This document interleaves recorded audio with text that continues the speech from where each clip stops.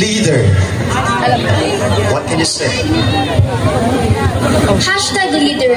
In my experience, leadership is defined by commitment, empowerment, and selfless service. It's not about control. It's about pursuing everyone to reach their common goal. My leadership journey has taught me to help without expecting something in return. And our municipality's national award is a testament to our transformative leadership here in Bugalyon. Leader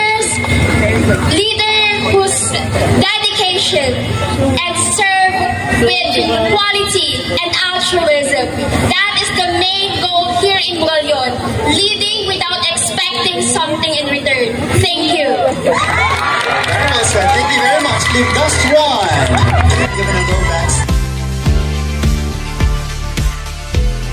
Wow, short hair, don't care. Love it. Okay, please pick one. Pick your hashtag. And you pick hashtag pageant.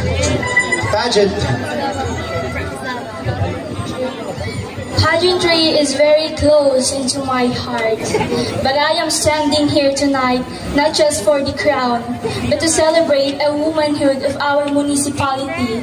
Because as a daughter of municipality of Bugalyon, I witnessed the beauty of our community, the power of our strength, and the power of individuality.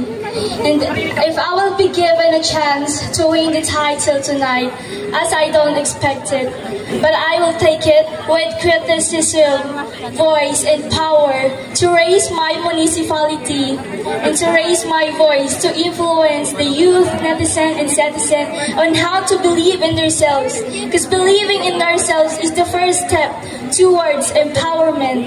And ladies and gentlemen, I am also standing here not just a woman, but a woman with a crown in my heart, and proudly to have a lovely municipality. Thank you. Very well said. Thank you very much, Limgas 2. Now let's move on to Limgas 3. Complete here, by the way. Wow. Okay, pick one, please. And your hashtag is hashtag human rights. Human rights or karapatang pantao. Karapatang pantao ay hindi prohibitibo at hindi ito binibigay ng sino mang tao. Ito ay para sa ating lahat. Ang karapatang pantao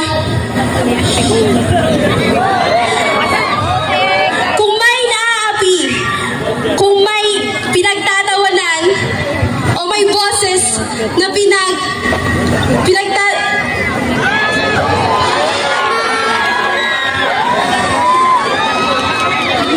White, please.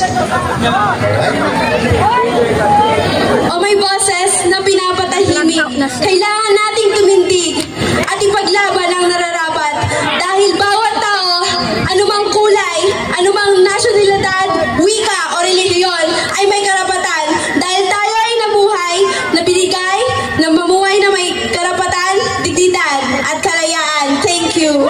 Yes, thank you very much, Industry. Lahat tayo ay may karapatan. I love that. Your turn, number 4.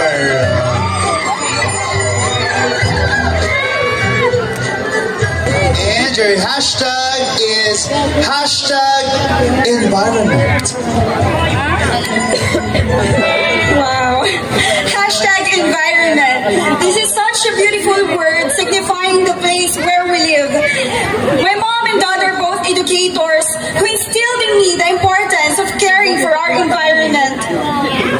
Growing up, I learned how important a healthy environment is because we must care for it. Why?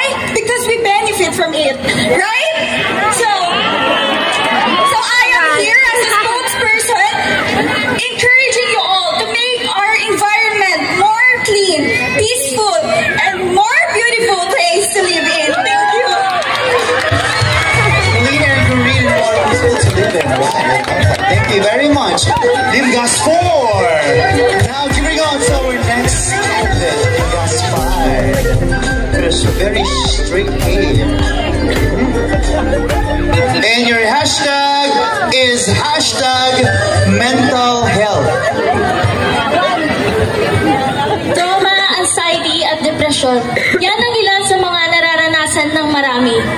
Wala tayo sa kinatatayuan nila upang sila ay ating husgahan. Kaya naman bilang isang linggas na bugalyon, narito ako upang hikayatin ang mga taong may mga ganitong karanasan na huwag mahihiya at matakot na lumapit sa mga eksperto, sa kanilang mga magulang at sa kanilang mga mahal sa buhay. Sama-sama tayo ay magtulungan, magsuportahan upang makabuo ng komunidad na may malusog na kaisipan. Dahil naniniwala ako na ang tunay na lakas ay hindi lamang sa pisikal, kundi maging sa mental. Maraming salamat po. Thank you very much, Linggas 5. Your turn, number 6.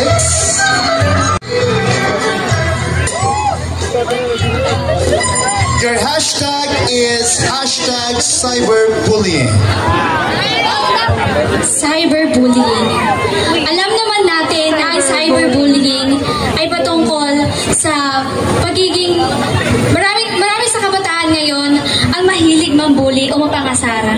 Lalong hindi lamang sa publiko kundi sa internet or social media. Marami sa mga kabataan ngayon na idinadaan na ang paninirang puri sa pamamagitan ng social media. Dahil doon, nakikita nila na hindi nila kayang harapin ng isang tao. At marami sa mga kabataan ngayon na mas pinipiling idaan yung galit sa social media imbes na pakiusapan sa personal. And I am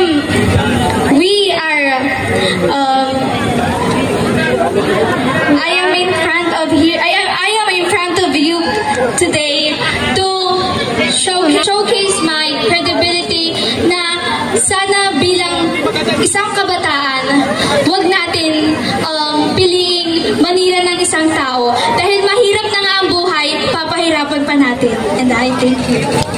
Thank you very much, Linggas 6. Ano mo, diba?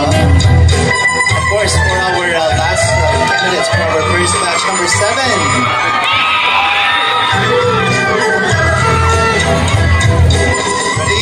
Your hashtag is hashtag beauty with a purpose. Wow, bagay sa kanya. Beauty with a purpose is all about being more than just a pretty face. It is all about turning compassion into action and using platforms like Limgas Tabugalyon to create a positive change. For me, it is championing my advocacy, the affordable and modern farming, which aims to uplift the life of our farmers and to ensure food safety for the next generations. True beauty isn't measured by what we have or how we look. It is defined by what we give. And when we give wholeheartedly, we don't just shine. We become the light the world remembers. Thank you. Thank you very much, Linggas 7. There you have it, ladies and gentlemen, our first batch for our casual interviews.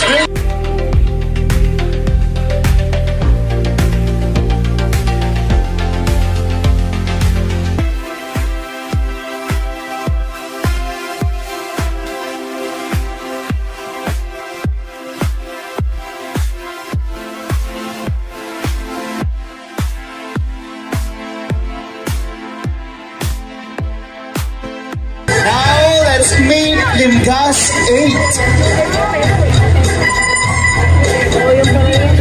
You're Yung isa, number 8, matangkad. And your hashtag is crown. Matangkad ka din. Crown. The crown is a symbol of power, sacrifice, and dignity. It embodies the triumph earned through perseverance and strength to overcome challenges. Crown is not a privilege. It is but a testament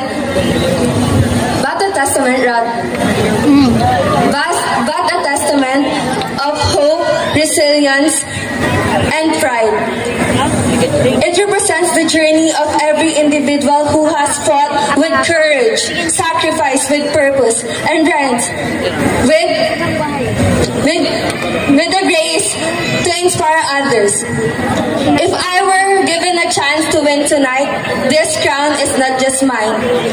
It is a beacon of empowerment for those who dream, strive, and believe in my full potential. Thank you. Yes. Thank you very much, Limgas 8. Now your turn, Limgas number 9.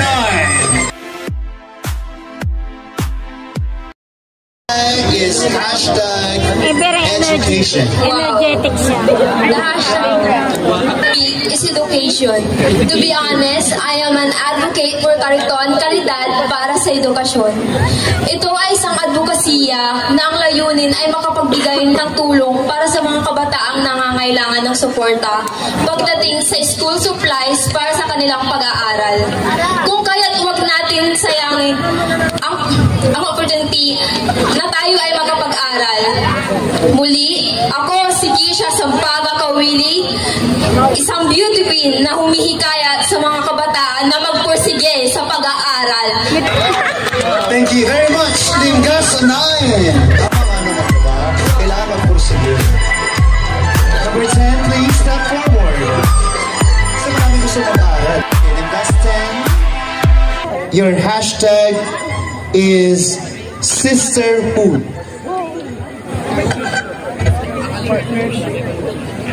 Sisterhood.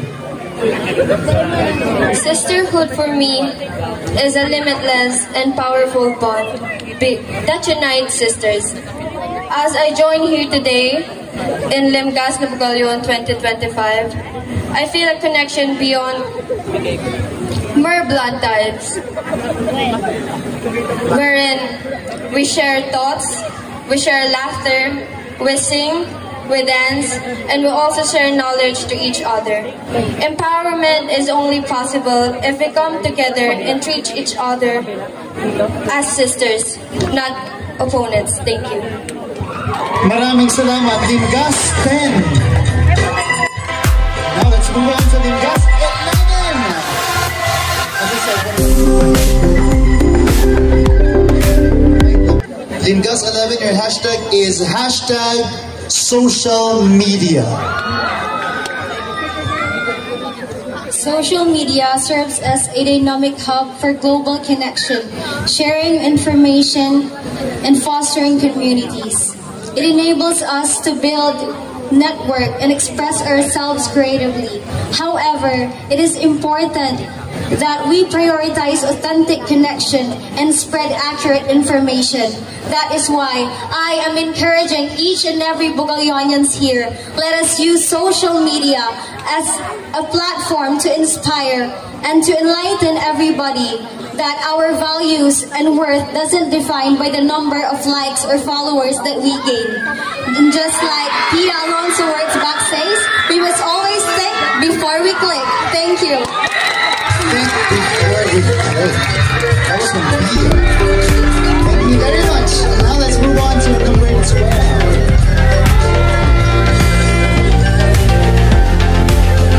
Alright, your hashtag is fake news.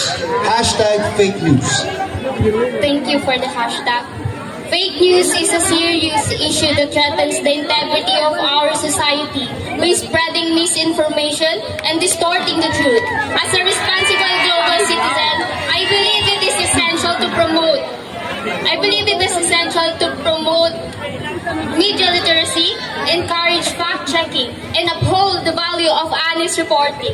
By educating ourselves and verifying the information before sharing it, we can combat the spread of false narratives and create a more informed, united, and compassionate world. Together, we have the power to protect the truth and inspire a positive change. I am Maria Genevieve P. Salvador. I am not just a youth, but an empowered woman who stands up for the truth. Thank you. Thank you very much, Limgas 12. Number 13. Hello. Your hashtag And your hashtag is hashtag equality. I believe that we are all interconnected in this journey called life. But for me, equality is about ensuring every individual has uniform opportunities to live with dignity, to live their full potential, no matter who they may be. Because as Abugalunians, we, together with our leaders, must continue to forge a path toward a future where everyone can thrive. As Abugalunians, let us unite in championing equality in our community because truly, it is one Bugalion, a home for all. Thank you. Thank you very much, Limgas 13. Now let's move on to our last candidate, number 14.